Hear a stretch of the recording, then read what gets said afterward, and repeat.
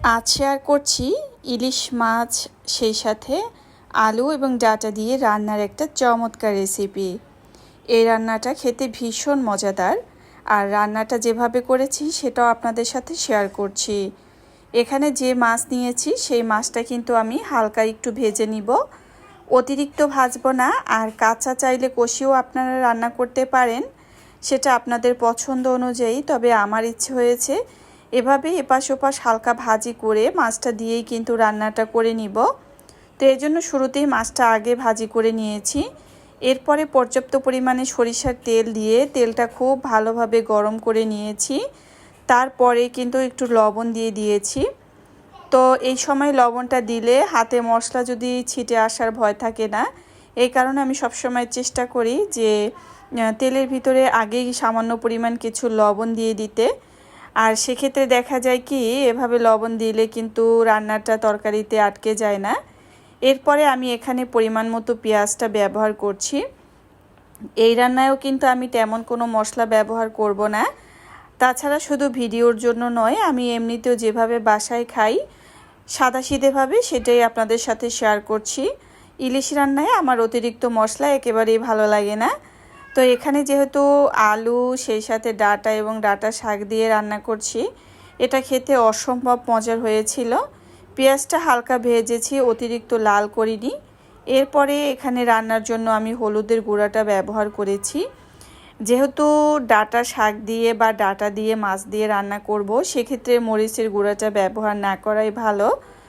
আর যদি কাঁচামরিচটা ব্যবহার করা হয় সেক্ষেত্রে কালারটাও কিন্তু খুব সুন্দর আসে। আর গুঁড়ামরিচ ব্যবহার করলে কালারটা একটু অন্যরকম আসে। সেটা আপনারা আপনাদের পছন্দ অনুযায়ী বেছে নেবেন যে কাঁচামরিচ দিয়ে খাবেন নাকি শুকনো মরিচের গুঁড়া দিয়ে খাবেন। তো এই তো এখানে কিন্তু আমি কয়েকটা কাঁচামরিচ দিয়ে দিয়েছি। আর এভাবে রান্না করলেই আমার কাছে বেশি ভালো লাগে। তো এই তো আমি কাঁচামরিচটা পেঁয়াজের সাথে একটু কষিয়ে নিচ্ছি। আর এখানে কিন্তু বেশ ভালোভাবে মশলাটা কষিয়ে নিতে হবে। আর কষানো যখন হয়ে যাবে, এর ভিতরে কিন্তু আমি যে মাছের মাথা রেখেছি, তো সেই মাছের মাথাগুলো দিয়ে দিচ্ছি। এই মশলার সাথে একই সাথে কষিয়ে নিব। আর মাছের মাথা দিয়ে শুধু কষাবো না, এখানে আমি যে আলু কেটে রেখেছি সেই আলুটাও ব্যবহার করব এবং যে ডাঁটাগুলো রেখেছি সেগুলোরও ব্যবহার করব। তো এভাবে করে কিন্তু চটজলদি রান্না করা যায়। অনেক সময় দেখা যায় হালকা পাতলা রান্না খেতে ভীষণ মজার হয়। আর এই তো একটু খটর খটর আওয়াজ হচ্ছিল, এই কারণে আমি একটু চামচটা ব্যবহার করে এরপরে নেড়ে চেড়ে দিচ্ছি। তো যাই হোক, এরপরে আমি কিন্তু কেটে রাখা আলুগুলো দিয়ে দিচ্ছি। আর আলু তো দিতেই হবে, আলু না দিলে আমার কাছে ভালো লাগে না খেতে, মানে তৃপ্তি পাওয়া যায় না। তারপরও দেখা যায় আলু দিলে স্বাদটা মনে হয় একটু বেশি হয়। তো যাই হোক, এরপরে যে ডাঁটাগুলো রেখেছি সেই ডাঁটাগুলো দিয়েছি। তো ডাঁটাগুলো একটু চিকন চিকন ছিল।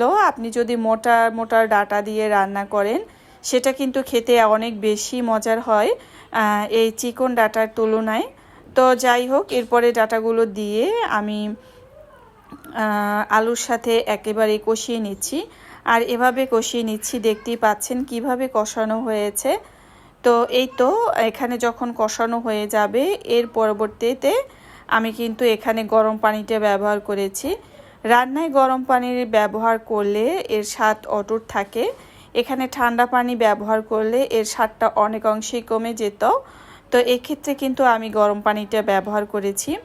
তো এই পর্যায়ে আমি এটা যখন বলক চলে আসবে, এরপরে শাক দিয়ে দিয়েছি। কিছু পরিমাণ শাক ছিল, যদিও সেটা স্কিপ হয়ে গিয়েছে। তবে ডাঁটা শাকে তেমন একটা শাক থাকে না, ডাঁটার পরিমাণই বেশি থাকে। তাও যা ছিল এগুলো দিয়ে দিয়েছি। আর এই তো দেখতে পাচ্ছেন রান্নার ফাইনাল লুকটা কতটা সুন্দর হয়েছে। এভাবে কিন্তু ইলিশের মাথা দিয়ে আমি রান্না করেছি। আর শুরুতে যে দেখিয়েছিলাম যে মাছ ভাজি করেছি, তবে সেটা বুদ্ধি করে একটু আলাদা ভুনা করে নিয়েছি, কারণ আমার কাছে মনে হয়েছে এভাবে খেতে বেশি ভালো লাগবে। তবে সেটাই হয়েছিল। তো যাই হোক, সবাই ভালো থাকবেন।